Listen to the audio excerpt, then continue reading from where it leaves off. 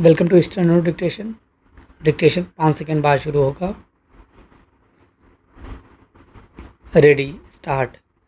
Supreme court ने गैरकानूनी गतिविधि रोकथाम कानून यानी यूएपीए के एक मामले में आतंकी फंडिंग और ड्रग्स तस्करी के आरोपित को जमानत देते हुए जिस तरह यह कहा कि इस कानून के तहत भी जमानत नियम है और जेल अपवाद, उस पर इसलिए बहस छिड़ना तय है क्योंकि सुप्रीम कोर्ट की ही एक अन्य पीठ ने दिल्ली दंगों के आरोपित उमर खालिद और शरजील इमाम को जेल अपवाद और बेल नियम वाले सिद्धांत से परे हटते हुए जमानत देने से मना कर दिया था। इतना ही नहीं बल्कि इस 2 सदस्यीय पीठ ने इन दोनों को 1 वर्ष तक दोबारा जमानत मांगने से भी रोक दिया था। ताज़ा मामले में 2 सदस्यीय पीठ ने पुरानी पीठ के निष्कर्ष से असहमति जताते हुए यह रेखांकित किया कि किसी व्यक्ति की स्वतंत्रता को केवल इसलिए अनिश्चित काल तक नहीं छीना जा सकता क्योंकि उस पर यूएपीए जैसा कानून लगाया गया है।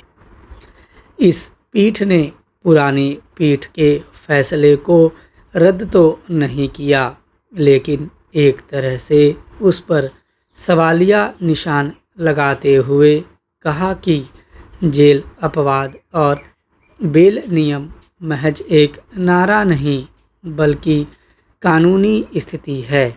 इससे यह ध्वनित हो रहा है कि वर्तमान पीठ की दृष्टि में उमर खालिद और शरजील इमाम को जमानत न देने वाली पीठ का फैसला सही नहीं था।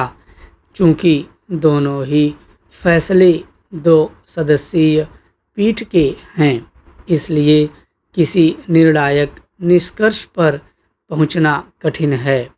उचित यह होगा कि जेल अपवाद और बेल नियम वाले सिद्धांत को कोई संविधान पीठ संबोधित करे।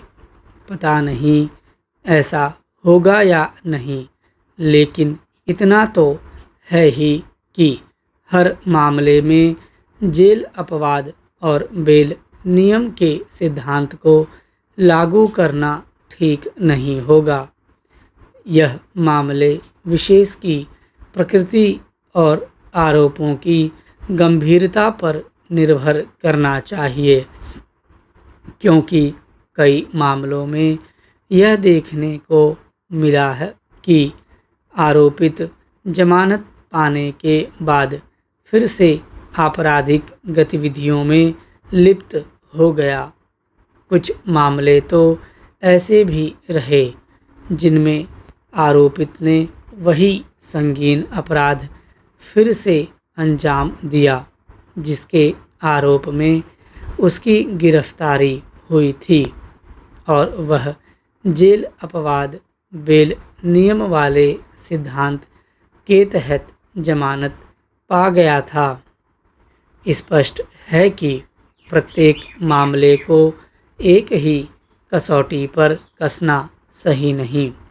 उच्चतर न्यायपालिका और विशेष रूप से सुप्रीम कोर्ट की ओर से प्रायः जेल अपवाद बेल नियम के सिद्धांत का हवाला इस आधार पर दिया जाता है कि दोषी सिद्ध न होने तक हर कोई निर्दोष है।